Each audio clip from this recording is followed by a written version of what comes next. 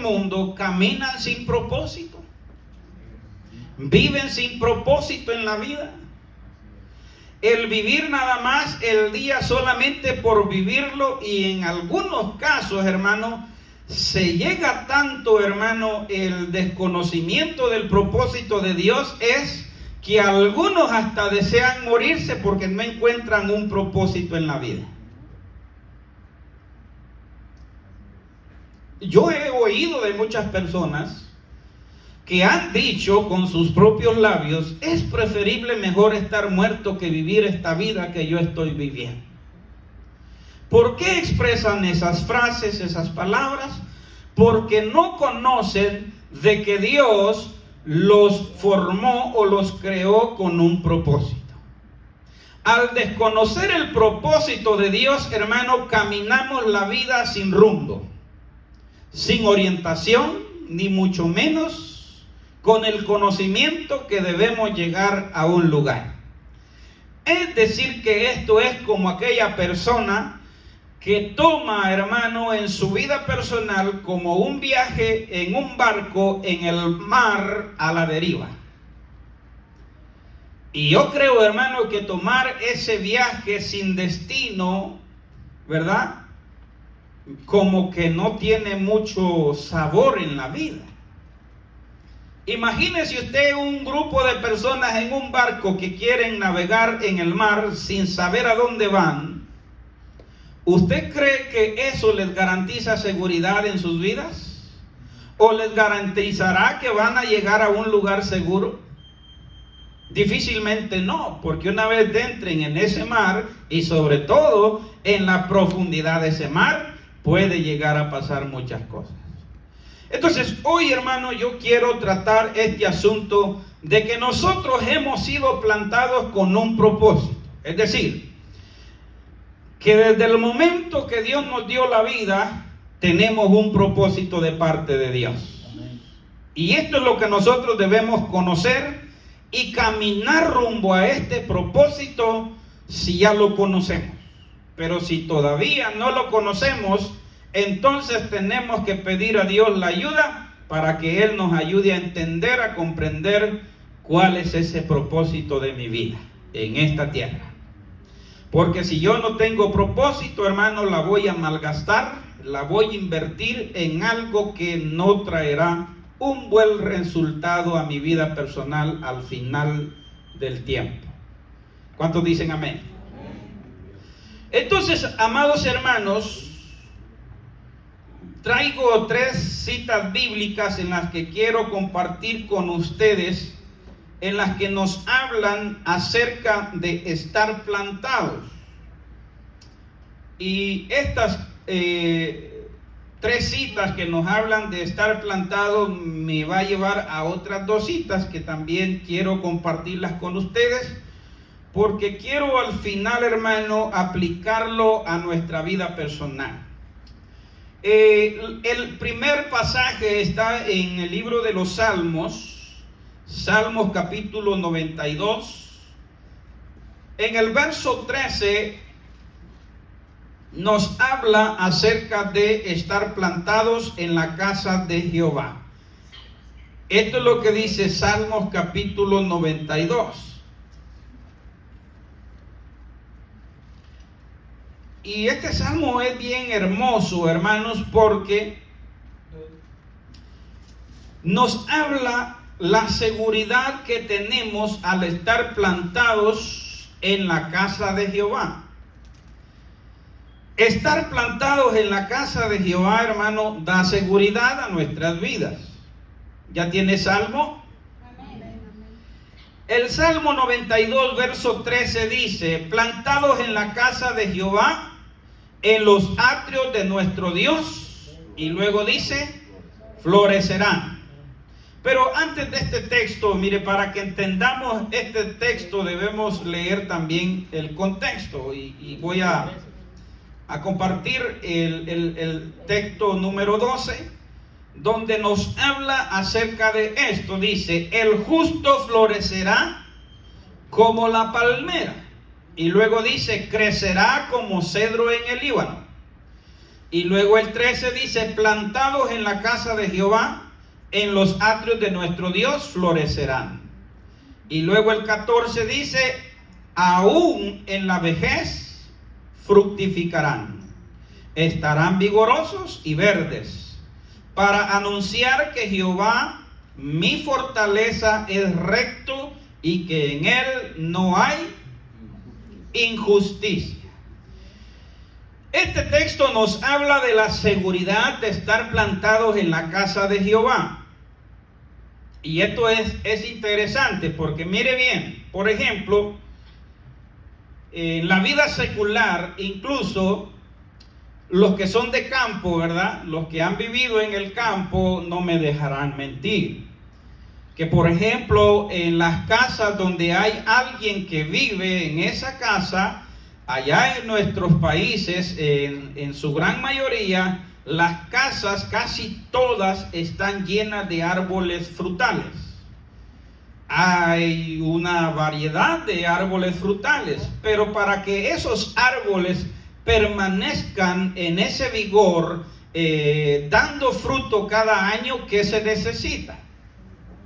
¿Verdad? Se necesita que alguien les dé un mantenimiento de un cuidado, es decir, que en el verano, donde no hay agua y la tierra no es húmeda, necesitan los árboles que se les dé el mantenimiento de riego.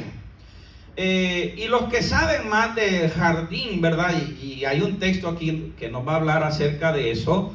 El que sabe de esto, hermano, cuida su planta, sus árboles, es decir, sabe la rama que le tiene que cortar, sabe la forma de cómo tratarlo, porque ese es el cuidado que necesita un árbol. Ahora bien, este texto nos está diciendo que el que está plantado en la casa de Jehová tiene el cuidado de que Dios lo mantendrá siempre vigorosamente. ¿Qué es vivir vigorosamente en la casa de Jehová? Es cuando nosotros estamos fortalecidos con la fe de Dios, con la esperanza de Dios y con el amor de Dios. Dice Primera de Corintios capítulo 13, verso 13, dice en cuanto a estos dos términos que hablé acerca de la fe, la esperanza y el amor. Dice que en este tiempo son estas tres bendiciones que nosotros tenemos: la fe, la esperanza y el amor. Pero dice que el amor es mayor que estas otras dos. ¿Por qué el amor es mayor? Porque sin el amor, como dijimos el domingo pasado, podré tener la fe más grande del mundo, que pueda hacer que yo tenga fe de mover hasta incluso las montañas, pero si no tengo amor, de nada me sirve. Entonces, estas tres cosas son importantes a las que Dios, hermano, nos da día a día si nosotros permanecemos en la casa de Jehová. Porque esto quiere, hermano, de permanencia, es decir, estar estable en la casa de Dios. Cuando digo casa de Dios no me refiero a un lugar específico. Lo que yo quiero decir es que nuestro corazón, nuestra mente esté, hermano, en el lugar correcto, que es el Dios Todopoderoso. Es decir, que yo debo de confiar en ese Dios, debo de esperar en Dios. Y si mi fe está puesta en Dios, venga lo que venga, mi vida, hermano, será superada. Porque la palabra de Dios me alienta donde me dice, ¿verdad? En Romanos 8:38, que a los que aman a Dios, todas las cosas les ayudan a bien. Estoy pasando problemas, aún ese problema Dios lo puede transformar en bendición para mí y para usted también. Y eso es estar plantado en la casa de Jehová. Es decir, que Dios tiene cuidado de nosotros. Porque a veces nosotros pensamos que nosotros nos podemos cuidar de nosotros mismos, ¿verdad? Pero si realmente Dios no nos cuida, si Él no está por nosotros, si Él no está con nosotros, nosotros no podemos hacer nada. Hay cosas tan sencillas, ¿verdad? Por ejemplo, los que somos chaparritos, que queremos crecer un poquito más, aunque tomemos todas las vitaminas del mundo, no podemos crecer más de 1 centímetro. Y quisiera decir otras cosas, pero mejor no digo más. ¿Verdad? Entonces, hermanos, nuestra dependencia debe de ser únicamente de Dios. Tengo una necesidad grande, debo de acudir a Dios, porque Él es mi ayudador, Él es mi fuerza, Él es mi fortaleza, Él es mi pronto auxilio, dice los salmos. Y esto es hermoso, hermano, estar plantados en un lugar seguro, donde Dios nos promete, hermano, que Él hará por nosotros todo lo que sea necesario.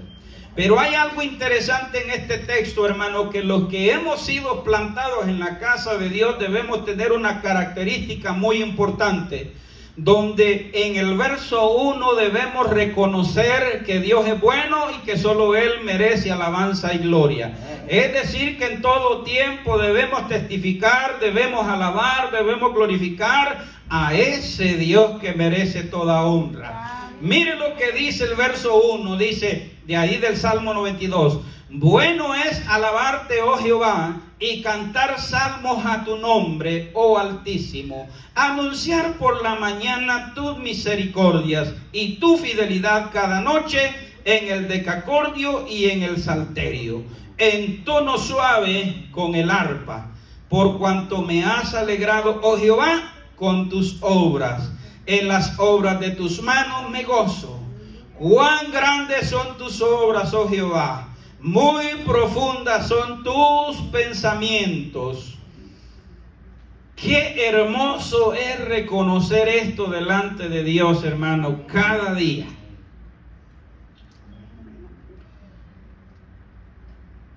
¿A cuántos Dios les ha ayudado? ¿Cuántos han recibido una bendición de parte de Dios? ¿Sabe por qué digo esto, hermano? Tal vez me vea muy agresivo con lo que digo, ¿verdad? Pero déjenme decirle que hay gente que piensa y cree que el recibir de parte de Dios, ya sea una ayuda o un milagro, es porque es la responsabilidad de Dios. Y cuando nosotros creemos que es la responsabilidad de Dios, en nuestro corazón no hay agradecimiento hacia Dios, porque pensamos que lo que Dios ha hecho por mí es que Él lo tenía que hacer porque lo tenía que hacer. Al contrario, hermano, cuando nosotros reconocemos que porque Dios es bueno, tenemos lo que tenemos, hacemos lo que hacemos, porque a Dios le place darnos vida, salud, fuerza, sabiduría, para gozarnos en este mundo, en sus maravillas y en sus bendiciones. ¿Cuántos alaban al Señor? Entonces, en este punto, hermano, de estar plantados en la casa de Jehová, esto nos da seguridad, pero también debemos de proclamar alabanza a ese Dios en todo tiempo. Y decir siempre, Dios es bueno. Amén. Y agradecerle todos los días a Dios por la vida que nos da. Sí, amén. Estar agradecidos con Dios. Ahora veamos, hermano, el otro punto de estar plantado. Dice, plantado junto a corrientes de agua. Esto está en el Salmo primero, Salmo 1, donde nos habla de la bendición de estar plantado junto a las corrientes de agua. Y esto es lo que dice el verso 3. Dice, pero lo vamos a leer desde el principio para que entendamos este texto. Comienza y dice, bienaventurado el varón que no anduvo en consejo de malos, ni estuvo en camino de pecadores, ni en silla de escarnecedores se ha sentado, sino que en la ley de Jehová está su delicia, y en su ley medita de día y de noche. Luego dice el 3, será como árbol plantado junto a corrientes de agua, que da su fruto a su tiempo y su hoja no cae. Y todo lo que hace, qué bendición, hermano. Mire, la bendición de estar plantados, hermano, junto a corrientes de agua es acerca de la confianza que tenemos en Dios. Cuando nosotros confiamos verdaderamente en Dios y esperamos en Dios, somos como esos árboles que están junto a las corrientes de agua. La cualidad de estos árboles es, hermano, que todo árbol que está sembrado junto a los ríos, las quebraditas, ¿verdad?, los arroyos, mientras esa agua esté fluyendo, aunque el verano sea largo, hermano, los árboles pueden disfrutar de esa bendición, de la humedad, en la cual, hermano, hay árboles que ni siquiera su hoja botan en el tiempo de verano. Están frondosos, están bien verdes. Y si son frutales, mayormente, hermano, su fruta es tan sabrosa, es tan rica, hermano, disfrutar la fruta de un árbol que ha sido plantado junto a corrientes de agua.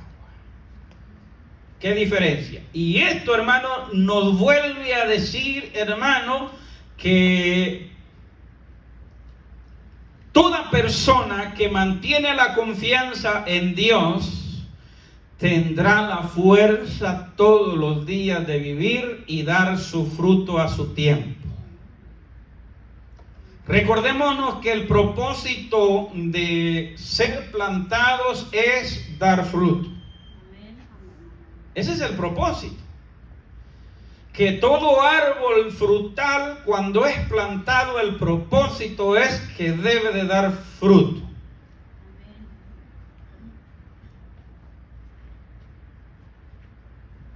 Ahora bien, vamos a ir al siguiente para ir avanzando. Vaya conmigo a Romanos capítulo 6. En Romanos capítulo 6 nos habla la Escritura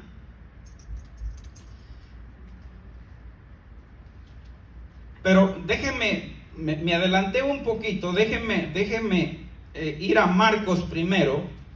Perdone porque quiero que veamos esta lectura. Porque el propósito, hermano, de nosotros es dar fruto, ¿verdad? Marcos capítulo 11. En Marcos capítulo 11 vamos a ver algo interesante que sucedió y veamos lo que pasó, hermano, en esta situación. Marcos capítulo 11, el verso 12, habla acerca de Jesús. ¿Ya tiene Marcos? Dice el verso 12: al día siguiente, cuando salieron de Betania, tuvo hambre, es decir, hablando de Jesús. Y viendo de lejos una higuera que tenía hojas, fue a ver si tal vez hallaba en ella algo. Pero cuando llegó a ella, nada halló, sino hojas, pues no era tiempo de higos. Entonces Jesús dijo a la higuera: nunca jamás coma nadie fruto de ti. Y lo oyeron sus discípulos. ¡Qué tremendo! La narración de Marcos aquí me impacta un poquito porque él dice que Jesús tenía hambre y al ver la higuera frondosa, ¿verdad?, con hojas verdes, pues se imaginó que así como estaba de frondosa, también podía encontrar, aunque sea un fruto perdido ahí en ese árbol. Como en algunas ocasiones se da, hermano, los que viven en el campo saben esto, de que a veces no es temporada de fruto, pero hay árboles que por el hecho de tener o estar en una buena tierra o en una buena humedad, por ahí se les encuentra un fruto perdido. Esto sucede en el ámbito del campo cuando hablamos de los árboles. En este caso, obviamente que humanamente, según la narración, dice que Jesús, ¿verdad?, se acercó a ver si había, aunque sea un higo, para poder saborear el fruto de este árbol. Aunque no era tiempo, dice ahí también, pero no encontró nada más que hojas. Y aquí hay una gran enseñanza, que tenemos nosotros que aprender. ¿Qué quiero decir con esto, hermano? Hablándolo y aplicándolo a nuestra vida personal e espiritual con Dios. Hay gente que parece muy frondosa, hermano, muy bendecidos, ¿verdad? Pero cuando buscamos fruto no lo encontramos. Solo apariencia nada más. Y Dios, hermano, es decir que nosotros no podemos, hermano, impresionar a Dios con la apariencia. Podemos aparentar muchas cosas, pero lo que a Dios le agrada ver en nosotros es que en nosotros haya fruto. Y esto es lo que nosotros debemos estar interesados cada día, hermano, de que nuestro fruto sea bueno y agradable a los ojos de Dios. Es decir, que debemos producir fruto. Este texto se aplica a la nación de Israel, hermano. Es decir, que lo que Jesús está tratando de enseñar en esta parte es que cuando Él vino a Israel a buscar fruto en su primera venida, no encontró fruto en la nación de Israel. No halló fruto. Deseando su corazón poder encontrar fruto en esta nación, no lo encontró. Y declara la palabra que dice: ninguno coma de ti fruto. Y lo más, hermano, impresionante es que dice que después, a los días, pasaron los discípulos por ahí donde Jesús le había hablado a esta higuera, y dice que la higuera se secó. Y qué tremendo es, hermano. Fíjese que analizando esto, me puse a pensar que siempre cuando un árbol se seca, comienza a secarse de arriba hacia abajo y no de abajo hacia arriba.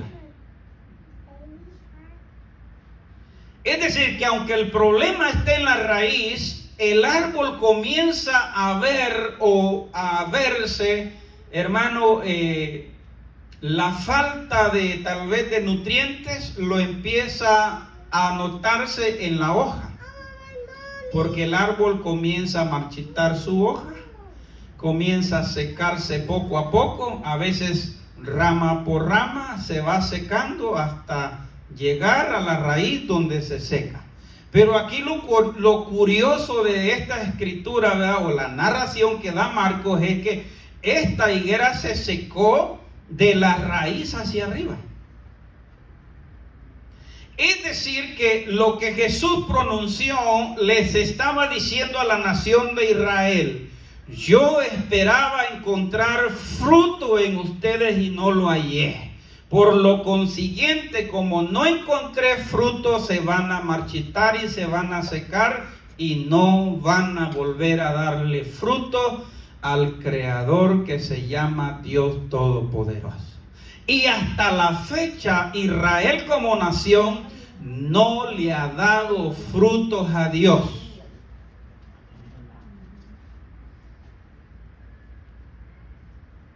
No sé si me están comprendiendo, ¿Cuál es el fruto que Dios esperaba? Que la nación de Israel, al ver al Mesías, al enviado de Dios, tuvieran en su corazón lo que vio Pedro. Es decir, que la nación completa hubiera dicho públicamente: tú eres el Hijo del Dios viviente. Y en otra ocasión Pedro dice, ¿a quién iremos si solo tú tienes palabras de vida eterna? Y cuando Jesús entró en Jerusalén, sabe que unos pocos celebraron la entrada de Jesús a la ciudad de Jerusalén, y esto tenía que haber sido una gran celebración en toda la nación, celebrando a Dios porque Dios los estaba visitando en la persona de Jesús. Pero no halló este fruto Jesús, porque en vez de recibir Jesús elogios, honra, gloria hacia él, recibió deshonra, desprecio, maltrato, odio y hasta la muerte. Y por esa causa Israel hasta el día de hoy no está dando fruto agradable a Dios. Oiga bien, no está dando fruto agradable a Dios. En otras palabras, lo que la nación de Israel está haciendo en su gran mayoría no agrada a Dios.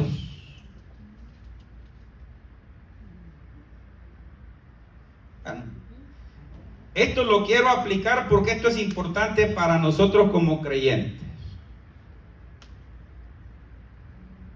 Dice Romanos 6:5, ahora sí.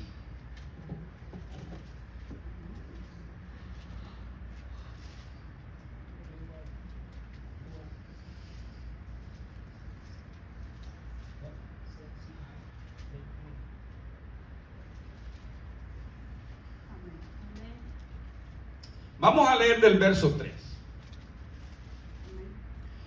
Capítulo 6, verso 3 dice: ¿O no sabéis que todos los que hemos sido bautizados en Cristo Jesús hemos sido bautizados en su muerte?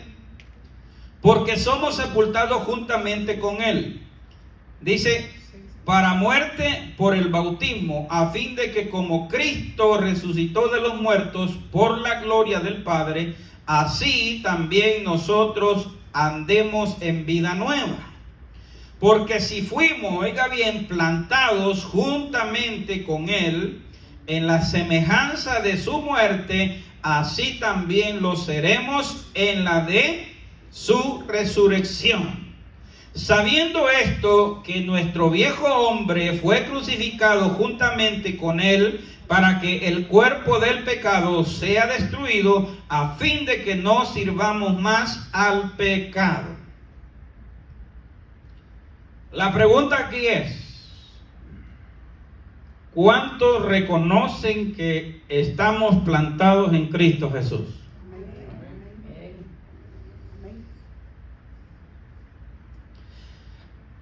Ahora, ¿cuál es el fruto que Cristo espera ver de nosotros? ¿Ah? Porque Dios está esperando fruto de nosotros, es decir, que el que lo está dando, que siga dando frutos. Pero el que no lo está dando, que en su mente, en su conciencia, en su corazón tenga o se proponga que Dios, así como lo creó con un propósito, también el haberle salvado y puesto, hermano, en el camino correcto, que es Cristo Jesús, también tiene un propósito. Y el propósito es dar fruto. Ahora, yo no vengo a cuestionar su forma de vivir en Cristo Jesús. Usted tiene que vivir su vida como usted quiera. Si así lo desea, así vívala. Yo solamente le estoy diciendo que en su corazón debe de tener el deseo y el anhelo de dar un buen fruto para Dios. Porque ese es el propósito de estar nosotros en esta tierra, de dar fruto. Y debemos de dar un fruto agradable, obviamente, a Dios. Un fruto que verdaderamente, hermano, alabe, glorifique y exalte el nombre de nuestro Dios. Fuimos creados para su alabanza. Es decir, que el que no alaba, el que no adora, el que no reconoce a Dios, aún de eso va a dar cuenta a Dios.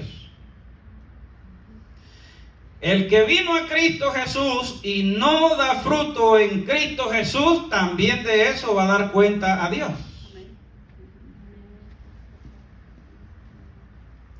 Porque aquí mismo dice, hermano, que ahora que estamos nosotros en Cristo Jesús, ¿sabe cuál debería de ser nuestra pasión, nuestro anhelo, nuestro deseo?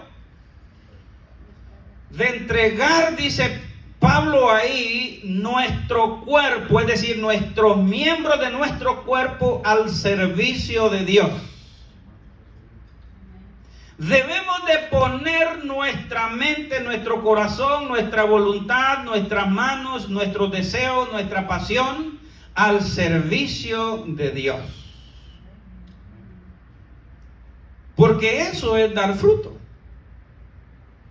Dar fruto es que nosotros entendamos que ya, como dijo Pablo, ya no vivimos nosotros, sino que ahora vive Cristo en nosotros, y lo que vivimos en esta carne lo debemos de vivir en esa fe que nos mantiene firmes, esperando que un día va a volver por nosotros. Pero mientras Él no viene, nosotros tenemos que hacer la obra que Él nos ha encomendado como iglesia.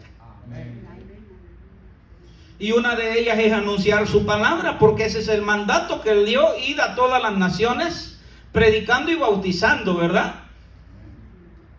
Porque Él dice, y todo aquel que creyere y fuere bautizado será salvo. Esto es lo que nosotros como iglesia tenemos que proponernos: a predicar el mensaje de Cristo, a publicar el año agradable del Señor a todos aquellos que Dios nos ponga en nuestro camino. Alabado sea el nombre del Señor, déselo fuerte. Es decir, que ahora que vivimos en Cristo Jesús, debemos de vivir para Dios. Y cuando digo vivir para Dios, hermano, me refiero también a que nuestra voluntad y también nuestros deseos sean de acuerdo a la voluntad de Dios y a los deseos de Dios. ¿Por qué digo esto? Porque en nuestro caminar, hermano, oiga bien, como iglesia y como líder, mi trabajo es de instruir y de enseñarle a usted cómo servir mejor a Dios cada día. Y también de darle la oportunidad a aquellos que quieren hacer algo para Dios, ¿verdad? Darle la oportunidad que sirvan al Señor con amor y pasión. Pero en este caminar posiblemente van a haber cosas en las que tal vez nuestro corazón es hacerlas, pero tal vez no es de acuerdo a la voluntad de Dios. Y a veces nosotros tenemos que guiar a la gente a caminar en la voluntad de Dios, a través de consejo, a través de la palabra, ¿verdad? Y ya usted decidirá si el consejo es bueno, si es de Dios, y si es así, hay que ponerlo en práctica. Y si no estamos conformes con el consejo, con el mensaje, con la palabra, pues hay que pedir la dirección a Dios para que sea Él directamente quien nos guíe. Pero Dios siempre nos va a guiar por el buen camino. ¿Cuántos dicen amén? Amén. Nuestro objetivo es, hermano, que usted crezca, porque tiene que dar fruto. Usted no se puede quedar sin dar fruto. Usted tiene que dar fruto. Mire lo que dice, ahora sí, vamos a ir saliendo, en San Juan, el Evangelio de San Juan, en el capítulo 15 de San Juan, lo que Jesús enseñó. Y esto, hermano, es una gran verdad en la que nosotros debemos poner en práctica. San Juan, el Evangelio de San Juan, capítulo 15, verso 1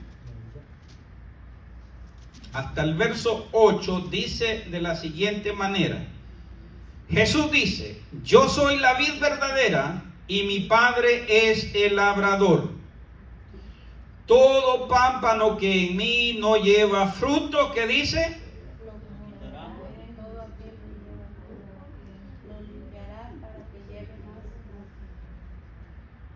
Qué precioso, ¿no?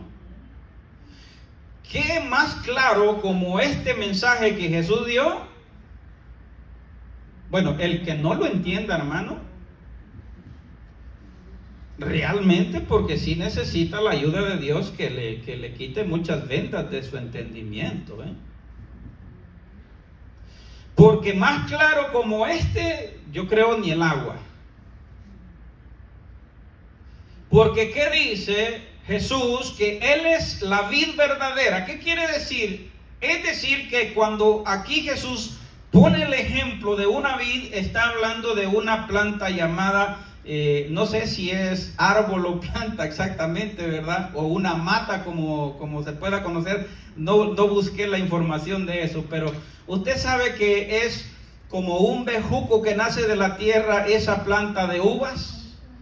Es decir, que Jesús estaba refiriendo a esa mata de uvas. Él es la vid, esa es la vid. Es decir, el tronco de ese bejuco, si lo conocemos así, bueno, para los de Centroamérica creo que me entienden en ese vocabulario. No sé para los de México, ¿verdad? Si me puedan entender. Es decir, que si usted ve una planta de uvas, su tronco es como una enredadera, pero fíjese que de ese tronco salen muchas otras ramitas que salen como guías. Y oiga bien, que en este caso no es el tronco el que da el fruto, sino las ramas. Hay otros árboles que pueden producir fruto en el tronco y muchas veces en las ramas no dan. No sé si usted ha visto ese tipo de árboles. Por ejemplo, el cacao es uno de ellos que desde el tronco comienza a dar su fruto y se extiende hasta las ramas más gruesas y hasta ahí da el fruto. Pero en el caso de la planta de uvas, es la rama la encargada de dar fruto. Entonces, Jesús describe al Padre como aquel hombre que cuida la viña, que sabe cómo tratar la viña, cómo trabajar la viña. Es decir, que la uva necesita de que se le despunten las guías, porque cuando no se le despuntan esas guías, hermano, la vid tiende a crecer y solo a crecer y crecer y no da fruto. Pero cuando el hombre comienza a cortar las ramas que no dan fruto y deja las que dan fruto, esa vid, hermano, es como que si la abonaran y le dieran un mantenimiento, que si esa planta iba a dar 3 gajos de uva, hoy lo va a dar como 15 o 10 más, porque eso le cae bien a la planta. Es decir, hermano, que lo que Jesús está diciendo, que nosotros como pámpanos, como ramas, necesitamos que Dios trabaje en nuestra vida. Necesitamos que Dios corte aquellas cositas que a Dios no le agradan, que no son buenas, que nos limitan a dar un buen fruto. Cuando Dios comienza a hacer eso en nosotros, entonces nuestra vida personal comienza a florecer y comienza a vigorizarse para dar un buen fruto. Pero ¿sabe qué sucede? Que ahora la planta tiene bocas y le dice al labrador: cuidadito me tocas esa rama, No, esa no me la cortes. No quiero que me la quites. Bueno, a ver si me entendieron el mensaje, ¿verdad? Como dice un maestro, el que entendió, entendió. Es decir, que a veces Dios quiere tratar con nosotros, hermano, haciéndonos ver que nuestra forma de vivir no es buena, no es agradable, y Dios quiere tratar con nosotros, que nosotros entendamos que ese asunto no va a dar un buen fruto en nosotros, y Dios lo quiere cortar y nosotros no lo dejamos, no se lo permitimos. Como en el caso, hermano, hoy sí me voy a meter en un asunto muy delicado. En el sometimiento.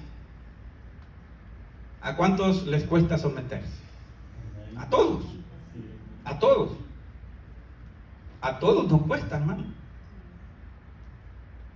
Someternos es, hermano, que cuando se nos da, por ejemplo, a seguir unas indicaciones, No nos gusta. Es decir, nos gusta opinar y mandar, menos que nos manden y nos digan lo que tenemos que hacer.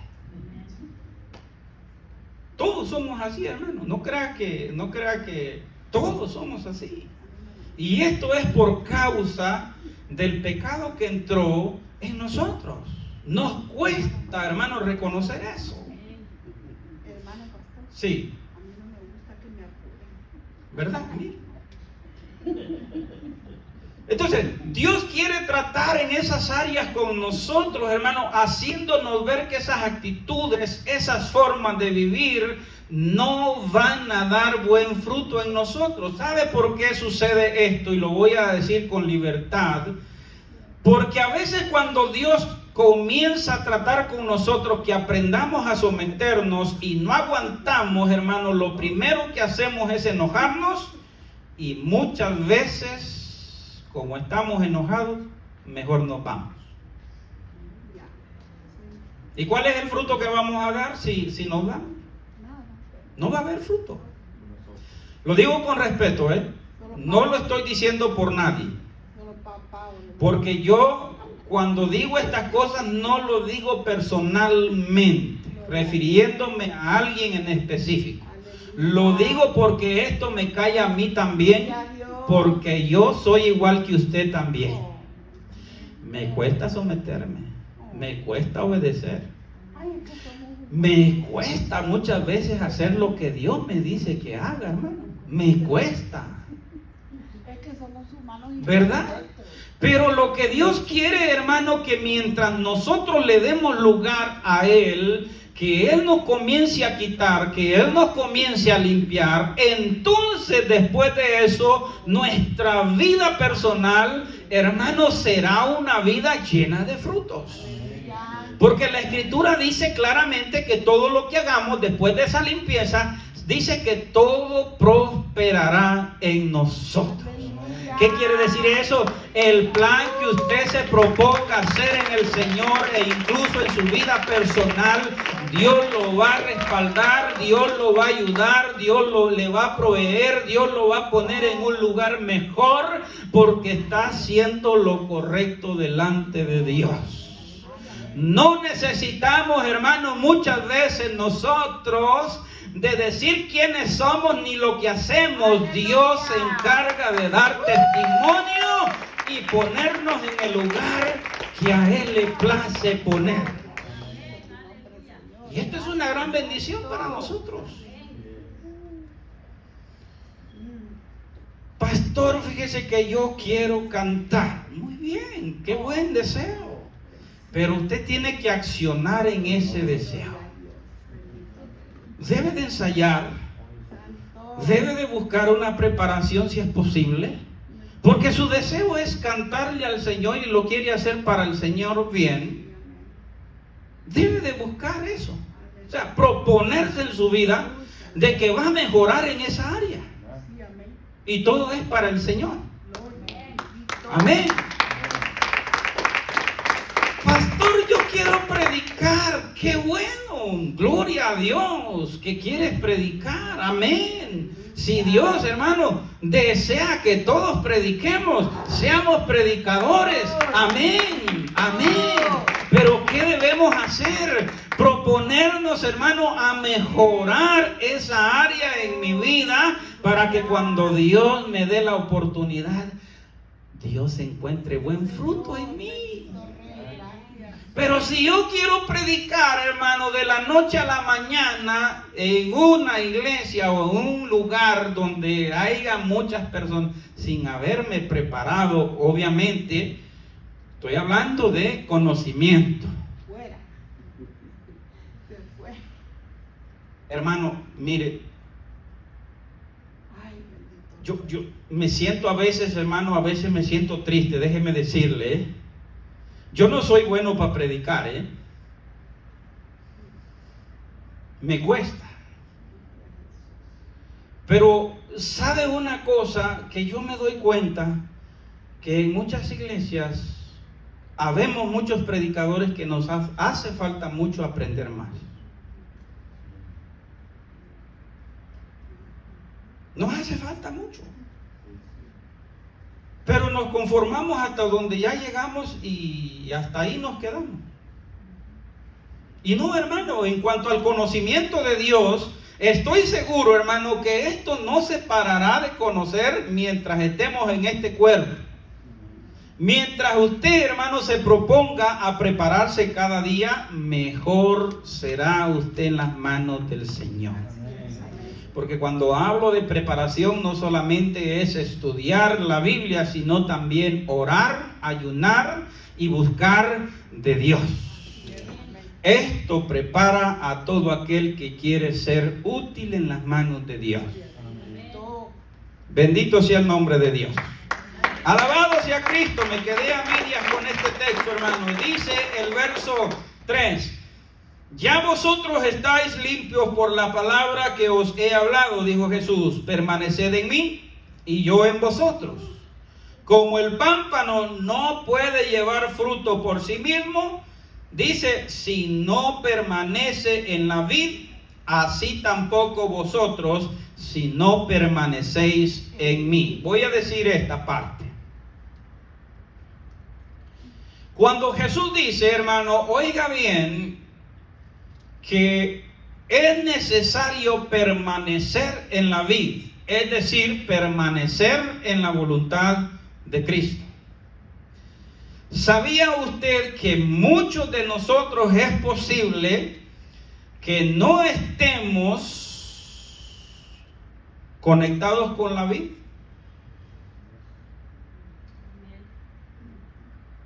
Porque muchos queremos hacer nuestra propia voluntad y nuestros propios deseos, sin antes preguntarle a Dios, ¿es tu voluntad, Señor, que yo haga esto?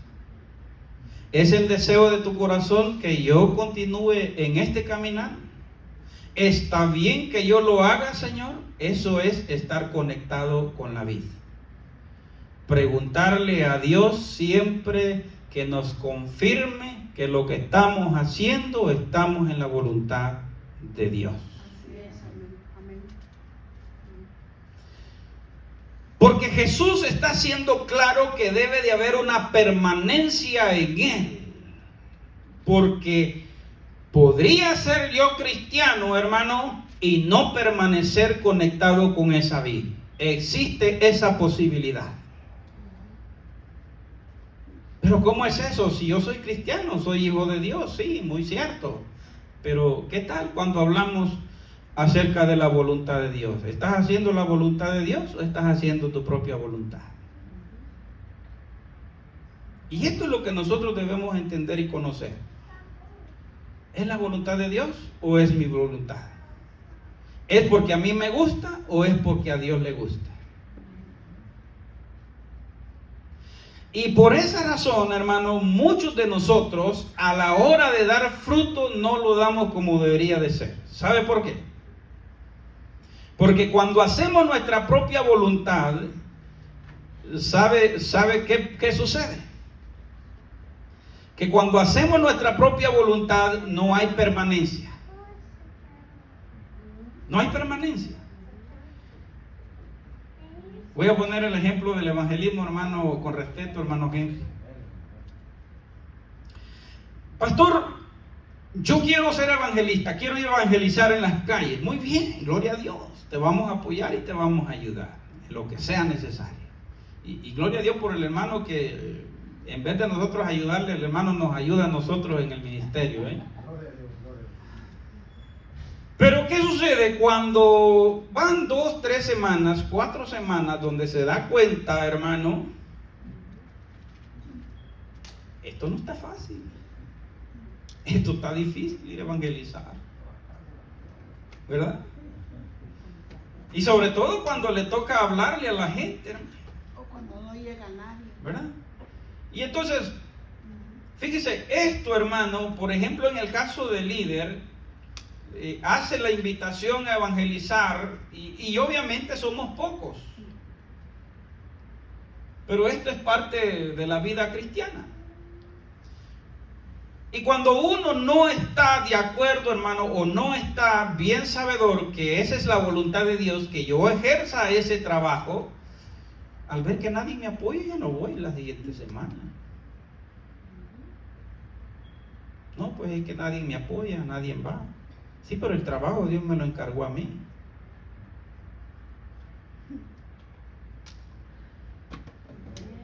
No, sí, al que le dijo Dios es a mí. Dios me dijo a mí que yo tengo que ir a evangelizar. Es decir, voy a contagiar a los compañeros, pero si ellos no van, Dios no los mandó a que, en el caso mío, ¿verdad? No sé si me doy a explicar. Entonces, yo por ejemplo, si lo he recibido de parte de Dios, llueve, truene, relampaguee, llegue gente, no llegue, yo debo de cumplir con Dios porque eso es lo que Dios me ha encomendado hacer. Y si llegan, gloria a Dios, hermano, hay que alegrarnos cuando los hermanos nos apoyan y están con nosotros para hacer ese trabajo juntos, unánimes, porque eso es un buen fruto de parte de Dios. Pero aquí dice, en esta parte, con esto voy a terminar. Yo soy la vid, vosotros los pámpanos.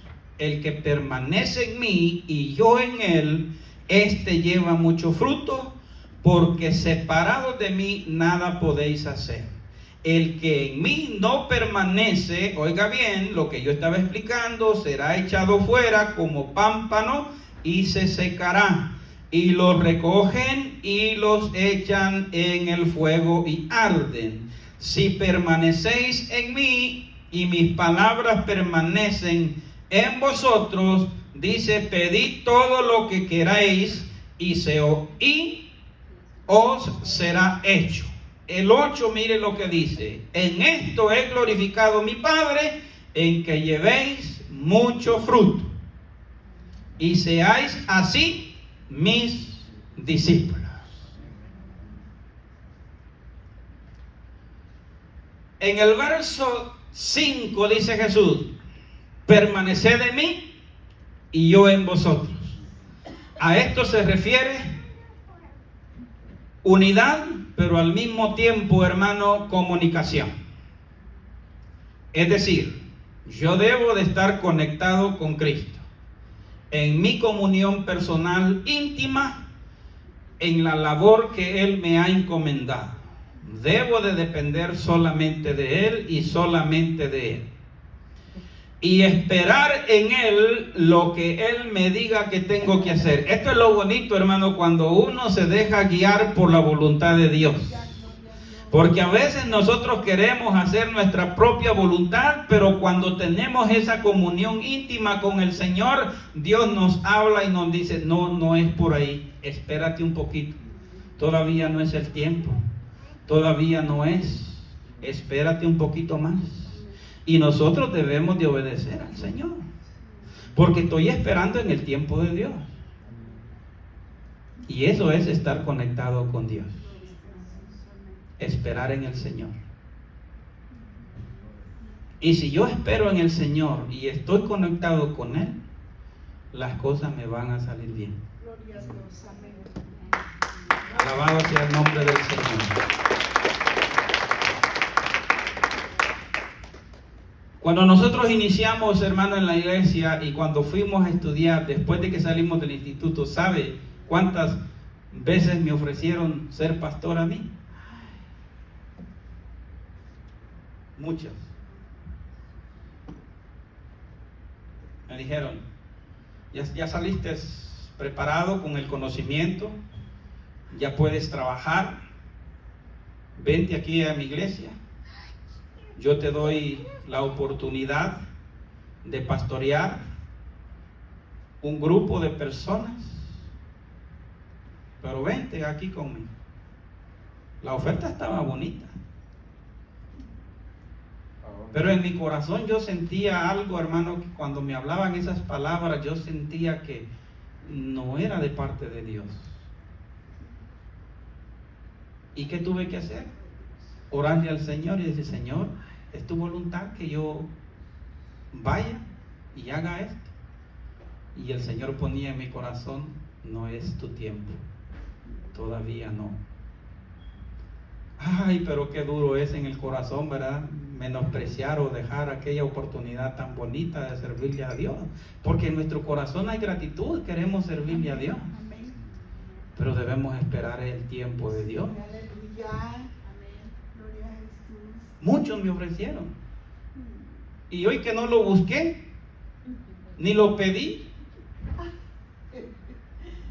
Dios me trajo sin desearlo, sin quererlo, y cuando vine a sentir como que yo desperté, ya en el lugar y en el compromiso, hermano, que nunca decía después de que pasaron esas ofertas. Le pregunté al Señor, Señor, y todavía le sigo pidiendo dirección al Señor. Señor, ¿es tu voluntad? ¿De verdad quieres que yo trabaje en esto o que yo continúe? Porque yo no quiero fracasar. Ay, precioso. Gracias, Padre. Dios no me ha contestado, así con las palabras audibles como en varias ocasiones me lo ha hablado. Solamente me ha puesto esto en el corazón. Bendito Dios. Me trae a la memoria el rostro de los hermanos, el rostro de los hermanos, el rostro de los hermanos, el rostro de los hermanos y el rostro de los hermanos y de todos los que vienen aquí. Dios me pone ese rostro donde digo, Señor, ya estamos hasta aquí.